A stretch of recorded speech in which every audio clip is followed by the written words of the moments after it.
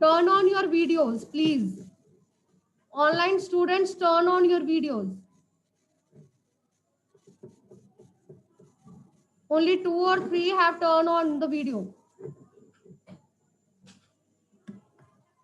आप लोगों से मैंने पिछली क्लास में कहा था कि जो भी वीडियो आपको भेजी जाती है, जो भी असाइनमेंट आपको भेजी जाती है, वो आपने अटेम्प्ट करनी है, वीडियो देखनी है और आपने वो काम करना है।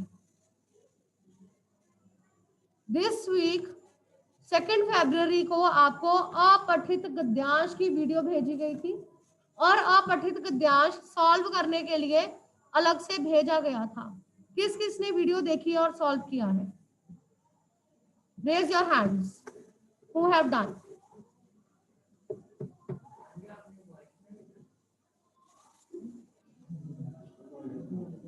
वॉइस में जो भेजा था बेटा वो हॉलीडेज होमवर्क था। वीडियो भेजी थी, वीडियो यूट्यूब पे 2 फरवरी को। Kindly raise your hands. किन लोगों ने किया है? ऑफलाइन में किसी ने नहीं किया हुआ? ऑनलाइन किसी के हैंड्स रेज नहीं है? ऑनलाइन में भी स्पेशली लास्ट क्लास में भी मैंने बोला था कि you have to watch the video और आपको गद्यांश सॉल्व करने हैं। अगर आप लोग ये समझ रहे हैं कि गद्यांश पद्यांश को सॉल्व करना कुछ जरूरी नहीं है तो आपकी सोच गलत है। आपको पता होना चाहिए कि एग्जाम में रीडिंग पार्ट आता है। फर्स्ट क्वेश्चन ही रीडिंग पार्ट है। हिंदी में हमारी 4 स्किल्स होती हैं, reading, writing, listening and speaking. सभी लैंग्वेजेस में 4 स्किल्स होती हैं और रीडिंग उसका मस्ट पार्ट है। फर्स्ट क्वेश्चन ही रीडिंग का होता है, गद्यांश और पद्यांश। Okay, Riyanshika has done, Gagandeep Singh has done, Deepali has done. 3 hands.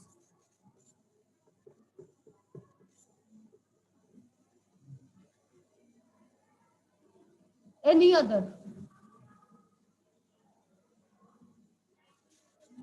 No one. Sit properly.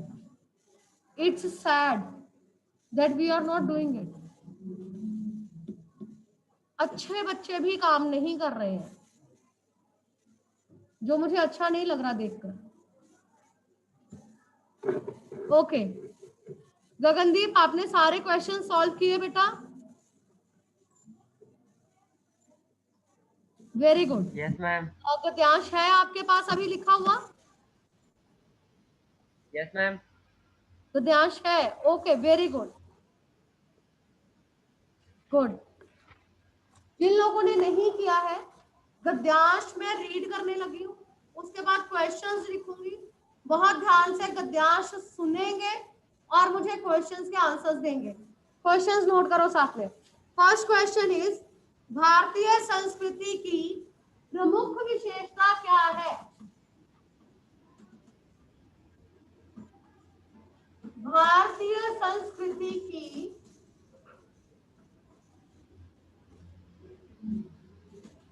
प्रमुख विशेषता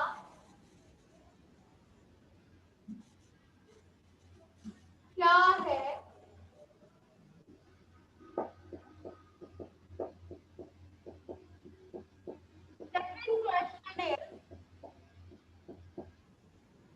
सेकंड क्वेश्चन इज, विदेशी लोग भारत किस उद्देश्य से आए थे? विदेशी लोग भारत किस उद्देश्य से आए थे?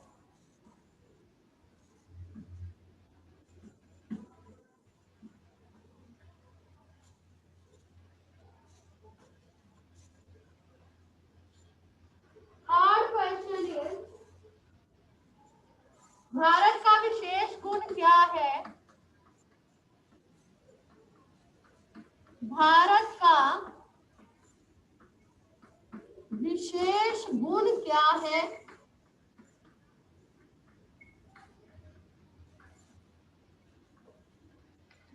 नेक्स्ट क्वेश्चन, भारत के निवासियों ने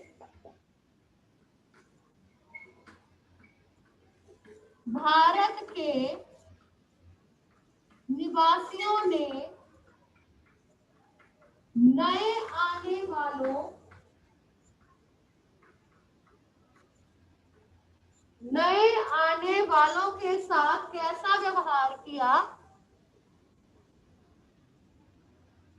नए आने वालों के साथ कैसा व्यवहार किया?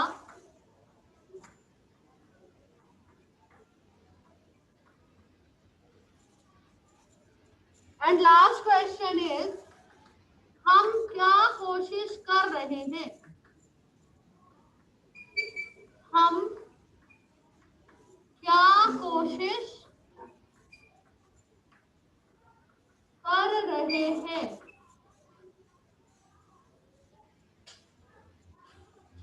प्रत्याश पढ़ने जा रही हूँ, बहुत ध्यान से सुनिएगा, उसके बाद आप क्वेश्चंस के आंसर्स देंगे।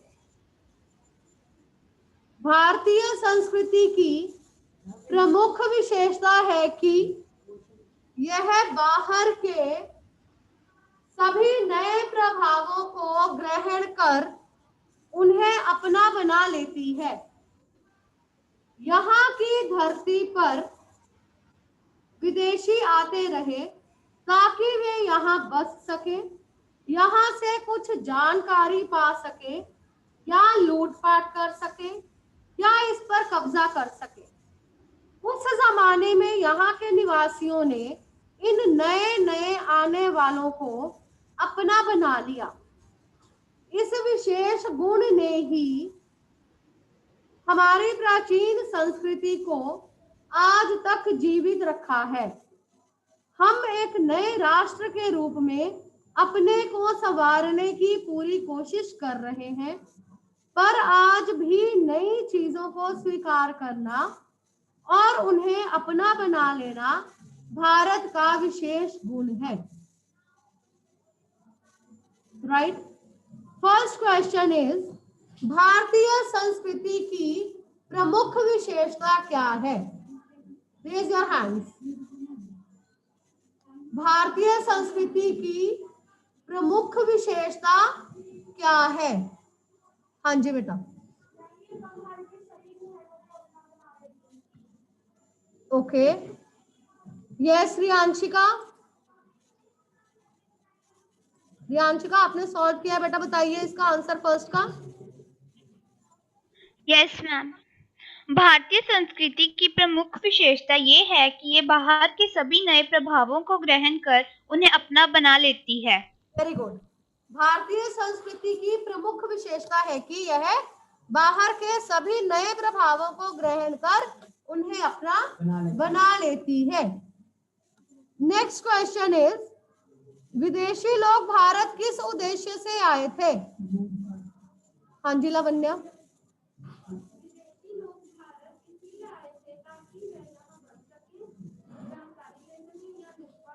Very good. विदेशी लोग भारत इस उद्देश्य से आए थे ताकि यहाँ बस सके, यहाँ से कुछ जानकारी पा सके या लूटपाट कर सके या अपना कब्जा कर सके। थर्ड क्वेश्चन इज, भारत का विशेष गुण क्या है? भारत का विशेष गुण क्या है? हाँ जी।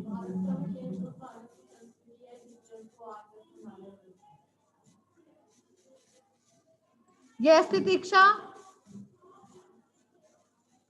यस मैम, भारत का विशेष गुण है कि यहाँ जो भी आता है उसे भारतवासी अपना बना लेते हैं और हमारी प्राचीन संस्कृति को आज तक, जिसने हमारी संस्कृति को आज तक जीवित रखा है। ओके, इसका आंसर लास्ट लाइन में है, आज भी नई चीजों को स्वीकार करना और उन्हें अपना बना लेना भारत का विशेष गुण है। नेक्स्ट क्वेश्चन इज, भारत के निवासियों ने नए आने वालों के साथ कैसा व्यवहार किया?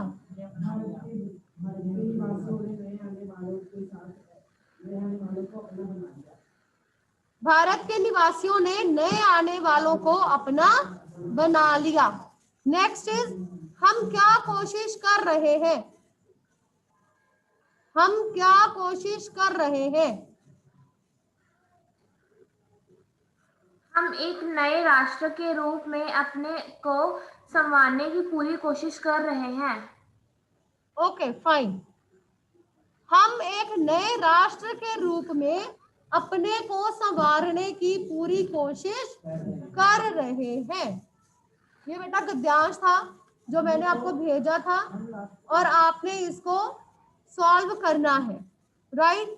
मैं फिर से कह रही हूँ, जो भी वीडियो भेजती हूँ उसको जरूर देखें और जो भी असाइनमेंट भेजी जाती है वो आपने सॉल्व करनी है, क्योंकि नेक्स्ट क्लास में मैंने जरूर डिस्कस करनी है ताकि मुझे पता चल सके आपने उसे सॉल्व किया है या नहीं किया। ओके, अब बेटा आज के टॉपिक पर आ रही हूँ।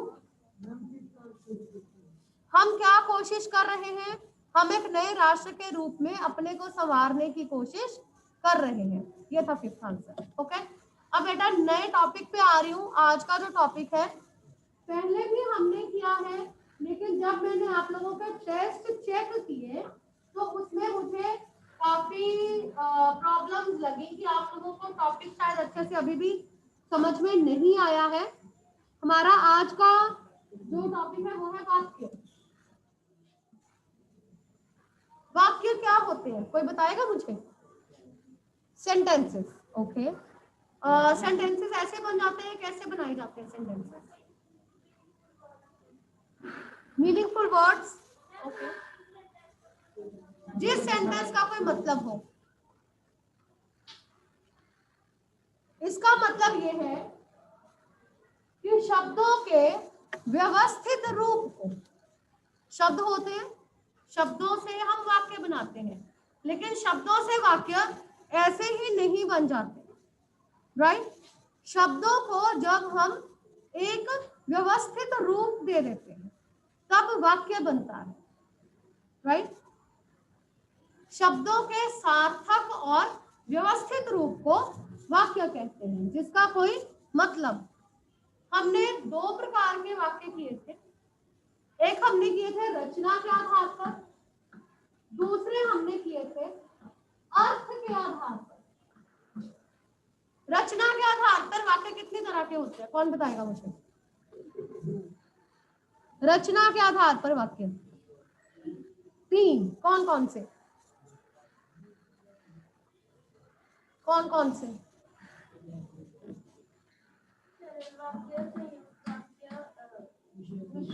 Very good. सरल वाक्य, संयुक्त वाक्य और मिश्रित वाक्य। सरल वाक्य, संयुक्त वाक्य और मिश्रित वाक्य। अर्थ के आधार पर कौन कौन से किए थे? अर्थ के आधार पर विधानवाचक, निषेधात्मक,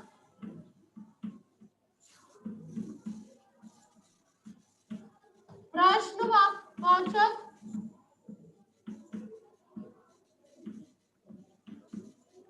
और raise your hands. Online students जिसको पता है बेटा raise your hands. Yes Priyanshika.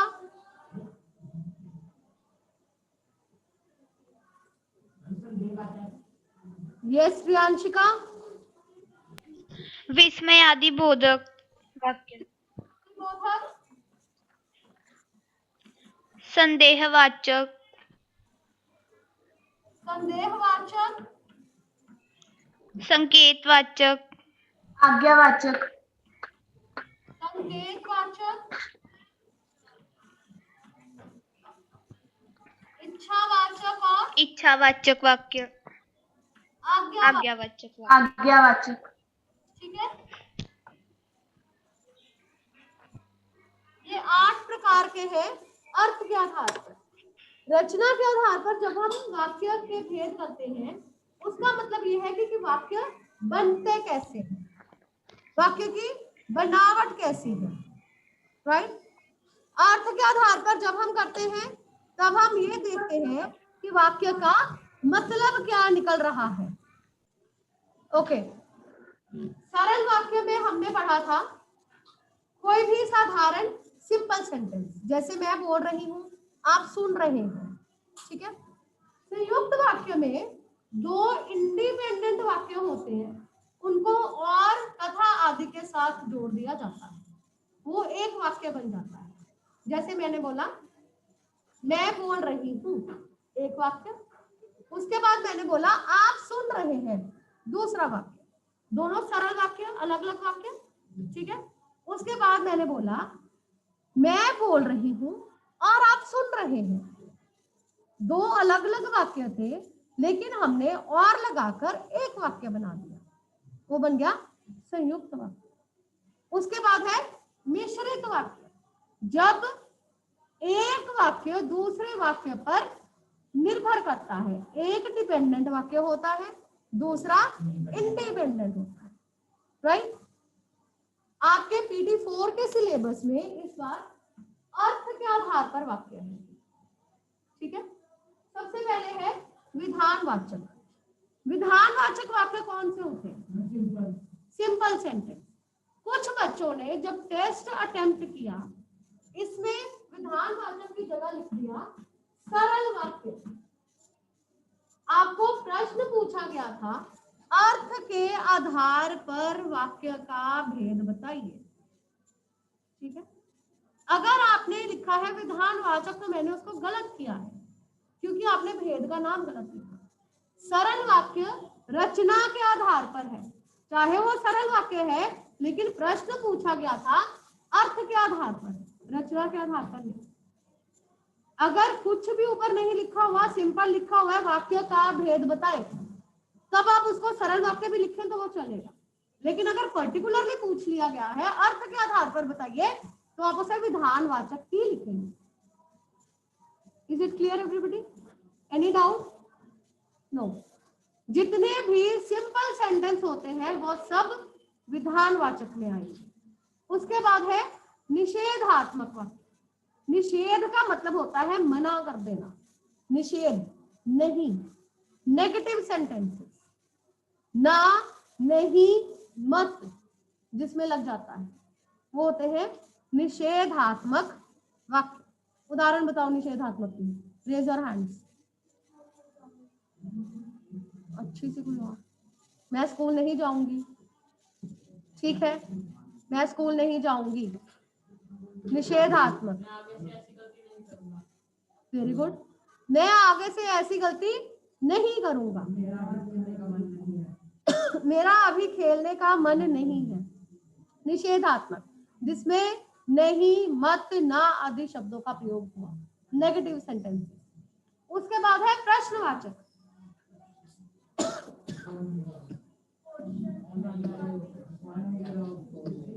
जिसमें प्रश्न पूछा जाए। कौन से शब्द होते हैं प्रश्नवाचक?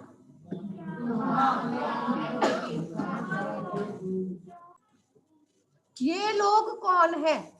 प्रश्नवाचक वाक्य, जिन वाक्यों में हमें प्रश्न सूचक शब्द मिलते हैं, कब, क्यों, कहाँ, कौन, कैसे, राइट। नेक्स्ट इज विस्मय आदि बोधक, एक्सक्लेमेशन, राइट।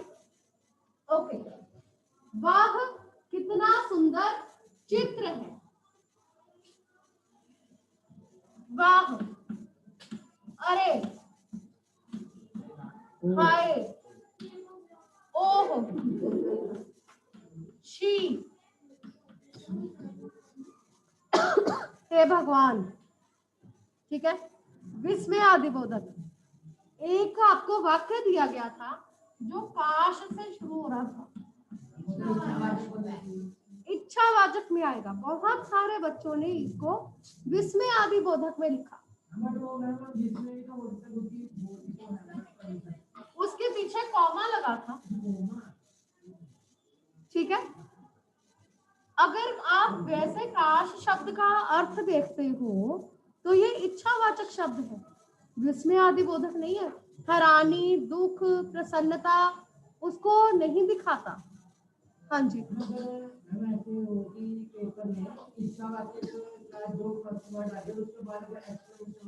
इच्छावाचक। जब काश शब्द लिख दिया तो आप इच्छावाचक से करेंगे, क्योंकि काश ऐसा हो जाए, आपकी इच्छा है, योर विश है, ठीक है, इसलिए ये इच्छावाचक में आएगा काश। ठीक, इसमें आदि बोधक में वाह, अरे, हाय, ओ, काश मेरे पास गाड़ी हो, आपकी इच्छा है ना, तो वो विस्मय आदि बोधक में नहीं आएगा, इच्छावाचक में आएगा। ठीक है, नेक्स्ट इज संदेहवाचक।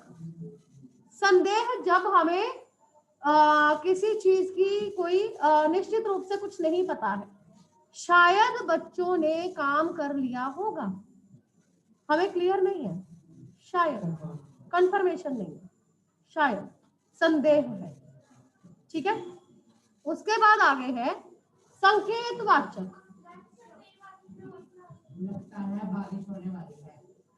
लगता है बारिश होने वाली है, संदेह, डाउट है, कंफर्मेशन नहीं है, लगता है, शायद अभी वर्षा हो, संदेह, डाउट। ठीक है, यहां तक किसी को कोई डाउट? ऑनलाइन स्टूडेंट्स, किसी को यहां तक कोई डाउट? Please ask. विधानवाचक अभी करवा देती हूँ। यहां तक किसी को कोई प्रॉब्लम? ओके, विधानवाचक के लिए कहा है बेटा, विधानवाचक कोई भी सरल वाक्य, वर्षा होने वाली है, हम पढ़ रहे हैं, आप कक्षा में बैठे हैं, ठीक है, बाहर धूप निकल आई है, कोई भी सिंपल सेंटेंस, कोई भी सिंपल सेंटेंस विधानवाचक में आएगा। हाँ जी, ओके। नेक्स्ट इज संकेतवाचक। संकेतवाचक वाक्य वो वाक्य होते हैं जब हमें पता चलता है कि कोई एक काम होने पर दूसरा काम होगा। संकेतवाचक, एक काम होगा तो दूसरा काम होगा। जब पिताजी आएंगे तब हम बाजार जाएंगे। संकेतवाचक, एक काम होगा तो दूसरा काम होगा। ठीक है, धूप निकलेगी तो कपड़े सूख जाएंगे। एक काम होगा धूप निकलने का, फिर दूसरा काम होगा कपड़े सूखने का। राइट, हाँ जी। अध्यापिका कक्षा में आएंगी तब बच्चे पढ़ेंगे। एक काम होगा तो दूसरा काम होगा, संकेतवाचक। राइट, नेक्स्ट इज इच्छावाचक। इच्छावाचक में एक मैंने अभी आपको बताया काश, जब आपकी कोई इच्छा है कि काश ऐसा हो जाए। राइट, उसके साथ इसके अलावा जब आप किसी को बेस्ट विशेस देते हैं, शुभ कामनाएं देते हैं, आपको नव वर्ष की हार्दिक शुभ कामनाएं, ये भी किसमें आएगा? इच्छावाचक में। जब आप किसी को बेस्ट विशेस देते हैं या आप वैसे कोई विश करते हैं, वो सेंटेंसेस जो है वो इच्छावाचक में आएंगे। इसके